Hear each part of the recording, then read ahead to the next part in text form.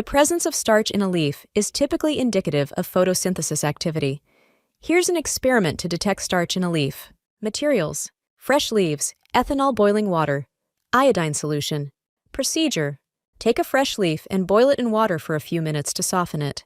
Place the boiled leaf in a test tube containing ethanol and heat gently in a water bath until the leaf becomes colorless. This removes the chlorophyll. Rinse the leaf with water to remove the ethanol.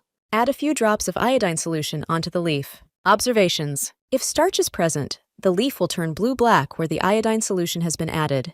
Explanation: during photosynthesis, plants produce glucose. Excess glucose is stored as starch.